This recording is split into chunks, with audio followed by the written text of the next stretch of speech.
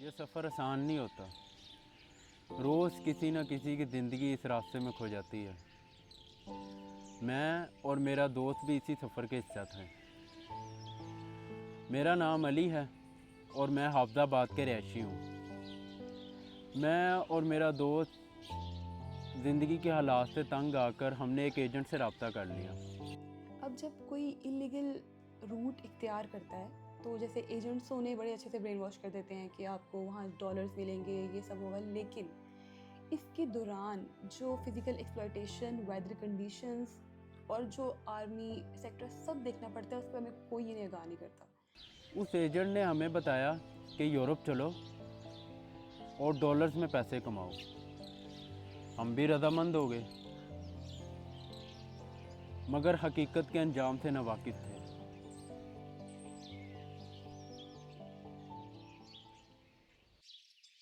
अल्लाह तेरा या अल्लाह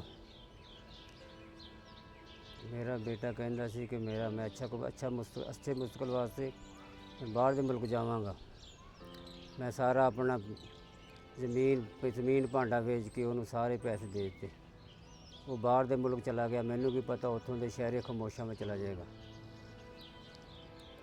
अल्लाह इन्हां तो बचावे। डंकी वालियां दे नाल चला गया, जिहड़ी वजह तो मैं उन्हें मना करता रहा भी ना जा बेटा, इत्थे थोड़ी खा लांगे वो चंगी। लेकिन उन्होंने मेरी गल नहीं मनी। लेकिन वो हमेशा वास्ते दुनिया तो चला गया। डंकी बेसिकली एक पंजाबी स्लैंग वर्ड है और a code word that is used for illegal immigration. और ज़्यादातर जैसे कि आप लोग जानते हैं, जो इलीगल इमिग्रेशन है वो पानी के रास्तों से होती है। तो उस रास्ते में इस्तेमाल होने वाली छोटी बोट्स को, मतलब वहाँ से एक लफ्ज़ जनरेट हुआ है डंकी, और इस सारे प्रोसेस को फैसिलिटेट करने वालों को डंकर्स कहा जाता है।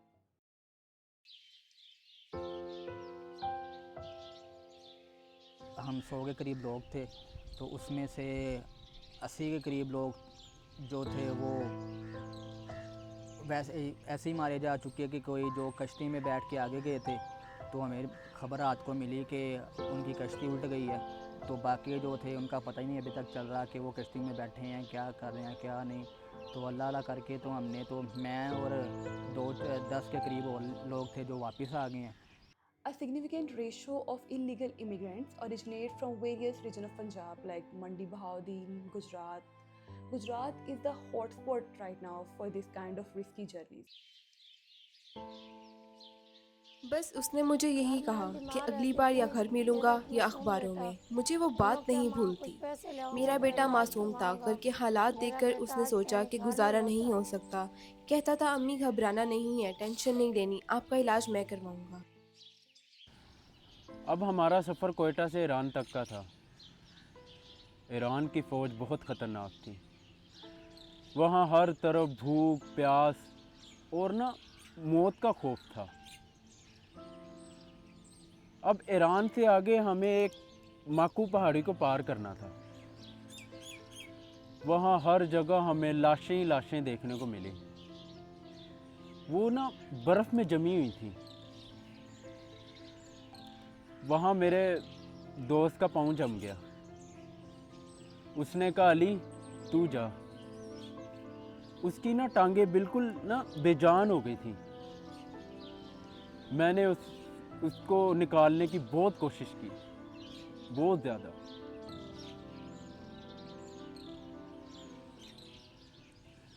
पर मुझे उसे छोड़ के जाना पड़ा।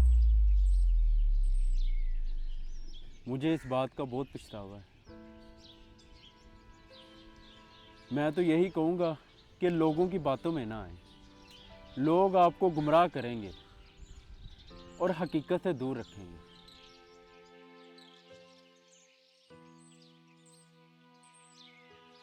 पहले भी गया था लेकिन माको पहाड़ी से ही वापस आ गया था। इस दफ़ा मुझे एजेंट का फ़ोन आता रहा। वो मुझसे और पैसे मांग रहा था लेकिन मैंने कहा मेरे पास पैसे नहीं है। तो फिर एकदम से मुझे एजेंट का फ़ोन आना बंद हो गया। फिर 7 दिनों के बाद मुझे फ़ोन आता है कि आपका बेटा ईरान के फ़ौजियों के हाथों मारा गया है। मैं यही दुआ करती हूँ कि जो मेरे साथ हुआ है वो किसी और माँ के साथ ना हो। अब जब कोई इलीगल रूट इख्तियार करता है तो जैसे एजेंट्स उन्हें बड़े अच्छे से ब्रेन वॉश कर देते हैं कि आपको वहाँ डॉलर्स मिलेंगे, ये सब होगा। लेकिन इसके दौरान जो फिज़िकल एक्सप्लॉयटेशन, वेदर कंडीशंस और जो आर्मी सेक्टर सब देखना पड़ता है, उस पर हमें कोई ये निगाह नहीं करता। और अगर थोड़ी सी रिसर्च वो खुद कर भी लेते हैं तो वो इतने अच्छे तरीके से मैनिपुलेट कर देते हैं कि लोग पैसों के आगे सोच ही नहीं पाते।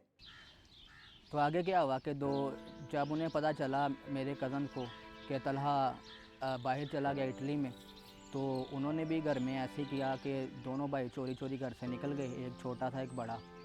तो क्या हुआ कि उनके भी साथ ऐसा हुआ कि दोनों भाई रास्ते में पाकिस्तान के बॉर्डर में यहाँ से चले गए, तो ईरान के बॉर्डर में जाकर वो पकड़े गए। तो उनके साथ भी यही हुआ है। एक भाई को तो जो उनका छोटा भाई था उसको तो उन्होंने बड़ा मारा, तो वो वहाँ पे बेहोश हो गया, पता नहीं क्या किया उसके साथ, तो वो कोमा में चला गया। तो वो बड़ा भाई उसको फिर ऐसे ही था कि 10-15 दिन वहीं पे रहा पाकिस्तान की जो आर्मी थी उनकी जेल में। तो फिर वो वापस आ गए। तो मैं सारे दोस्तों से, जो जितने लोग ये वीडियो देख रहे हैं, मैं सबको यही दरख्वास्त करूँगा कि जो ये लोग आपको एजेंट वगैरह बताते हैं कि आप इटली में चले जाओ, यूरोप में चले जाओ, तो आपको ये सारा बताते हैं, बड़े सब्ज़ बाग दिखाते हैं आपको कि जाएंगे तो वहाँ पे जाके पता नहीं क्या डॉलरों की रेल पेल हो जाएगी, तो आप डॉलरों में नहाओगे। तो ये आप ऐसा वैसा कुछ नहीं होता, ये सारा फ्रॉड है, झूठ है। ये लोग आपको झांसा देते हैं, सिर्फ अपने पैसे कमाते हैं। ये लोग बड़े संग दिल होते हैं, इनमें इंसानियत नाम की कोई चीज़ नहीं होती। तो मैं भी आप लोगों से यही दरख्वास्त करूँगा कि अगर आपने जाना है तो कानूनी तरीके से जाएं। आजकल तो वैसे नेट का ज़माना है, आप पढ़े लिखे लोग हैं, तो आप नेट से सारा उसकी तहकीक किया करें, फिर जाया करें। तो मैं आपसे यही दरख्वास्त करूँगा। शुक्रिया। जब मैं ये सारी डॉक्यूमेंट्रीज़ और इंटरव्यूज़ देख रही थी तो इसमें मैंने कुछ इस तरह के हार्श इंटरव्यूज़ देखे और हार्श रियलिटीज़ देखी हैं लीगल इमिग्रेशन की, जो आप लोग लफ्ज़ों में ढाल ही नहीं सकते। तो सवाल यहाँ ये पैदा होता है कि why people still choose the route of deception, death and danger. मैं दूसरे माँ ਪਿਓਾਂ ਨੂੰ ਵੀ ਇਸ ਤਰ੍ਹਾਂ ਹੀ ਕਹਿਣਾ ਵੀ ਆਪਣੇ ਬੱਚਿਆਂ ਨੂੰ ਇਸ ਤਰ੍ਹਾਂ ਨਾ ਭੇਜੋ, ਇਹਨਾਂ ਦੇ ਏਜੰਟਾਂ ਦੇ ਝੱਸ ਵਿੱਚ ਨਾ ਆਓ, ਇਹਨਾਂ ਦੀ ਜ਼ਿੰਦਗੀ ਨਾ ਖਰਾਬ ਕਰੋ। ਜੇ ਭੇਜਣਾ ਤੇ ਕਿਸੇ ਲੀਗਲ ਤਰੀਕੇ ਨਾਲ ਭੇਜੋ। In the end, illegal immigration isn't just about crossing the borders. ये आपको मौत की तरफ धकेलता हुआ रास्ता है। इसके ख्वाब बहुत हसीन है लेकिन हकीकत बहुत ख़तरनाक है। वो कहते हैं ना कि कोई भी ख्वाब इतना बड़ा नहीं होना चाहिए जिसकी कीमत आपको ज़िंदगी से अदा करनी पड़े।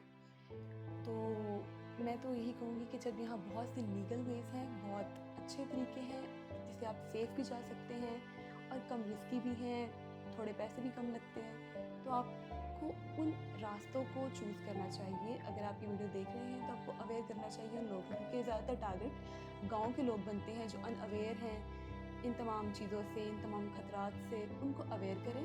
ये डॉक्यूमेंट्री पूरी रिकॉर्ड करने का, इन इंटरव्यूज़ को, जो ये सारे किरदार हैं, इनको आपको दिखाने का बस यही मकसद था कि आप लोग अवेयर हो। अगर आप लोग अवेयर हो रहे हैं तो ये आपकी ज़िम्मेदारी है कि आप अगले लोगों को अवेयर करें।